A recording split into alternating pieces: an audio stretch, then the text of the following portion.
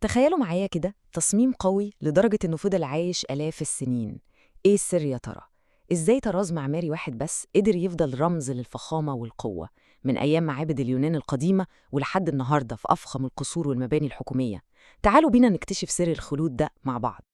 والسؤال ده على فكرة مش مجرد فضول، لأ، ده لغز حقيقي في عالم التصميم. في الدقايق اللي جاية دي هنفك شفرة الطراز الكلاسيكي ونعرف إزاي بالظبط قدر يعدي كل الموضات اللي جت وراحت ويفضل هو المقياس الأول للرقي. يلا بينا نبدأ رحلتنا دي.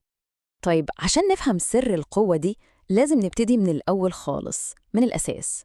في الجزء ده هنعرف أصلاً إيه هو الطراز الكلاسيكي، وهنكتشف إنه مش بس شكل حلو وخلاص، دي فلسفة تصميم كاملة ورا الموضوع.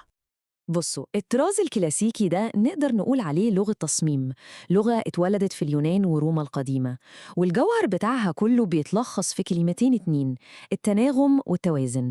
يعني الفكرة مش في البهرجة والزحمة، لا خالص. الفكرة إنك بتقدم فخامة، بس فخامة هادية وراقية، وكل جزء صغير فيها بيخدم الصورة الكبيرة. ودلوقتي يلا بينا نرجع لنقطة الصفر، لأصل الحكاية.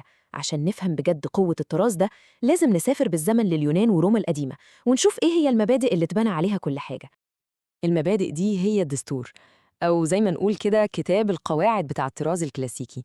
إحنا هنا بنتكلم عن إيه؟ بنتكلم عن تماثل وتوازن بالمسطرة، انسجام تام بين كل التفاصيل مهما كانت صغيرة، استخدام خامات طبيعية ليها قيمتها زي الرخام والبرونز، وطبعا اهتمام رهيب بالنقوش والتفاصيل والخطوط الهندسية الواضحة. القواعد دي بالظبط هي اللي بانت سر بقائه كل السنين دي. طيب جميل، دلوقتي بقى هنشوف إزاي الطراز ده ما تجمدش في مكانه، لأ، ده عرف يتكيف ويتطور مع الزمن، وإزاي كل عصر جه بعد كده ساب بصمته الخاصة عليه. الرحلة دي بتورينا قد إيه التراث ده كان مرن.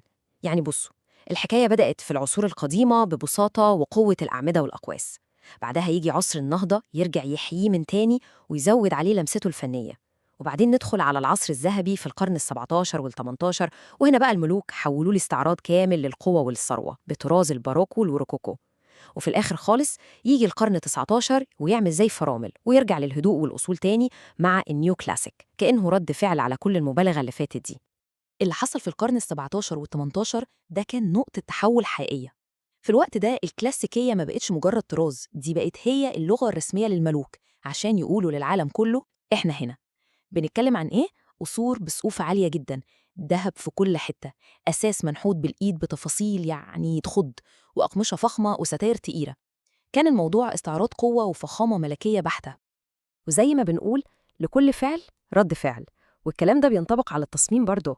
طراز الروكوكو في القرن ال18 وصل بالزخرفة والمبالغة لآخر ليفل. فالنتيجة كانت إيه؟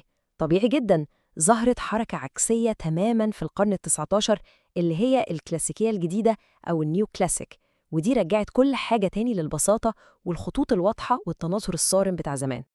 طيب كل ده تاريخ، نيجي بقى للنهاردة. إيه وضع الطراز الكلاسيكي دلوقتي في عالم مليان ستايلات مودرن وبسيطة ومينيماليزم؟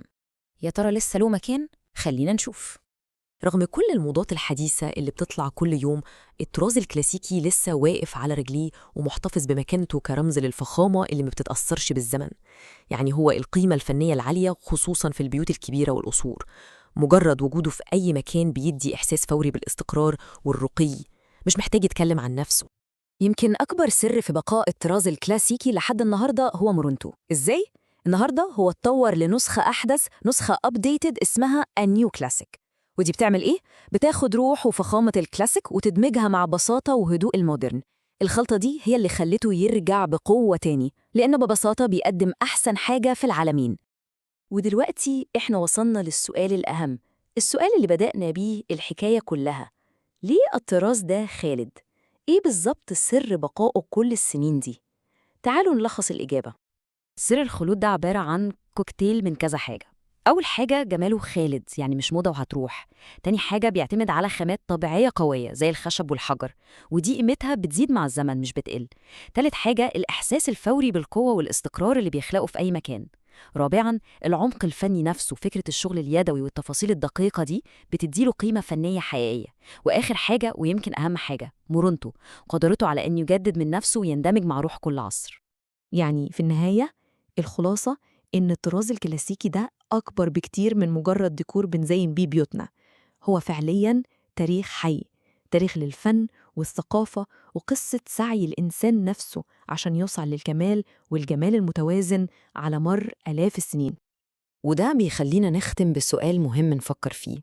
هل يا ترى الفخامة الحقيقية مش في الحاجة اللي بتلمع النهاردة وتختفي بكرة، لكن في الحاجة اللي بتقدر بجد تصمد قدام أصعب اختبار الزمن؟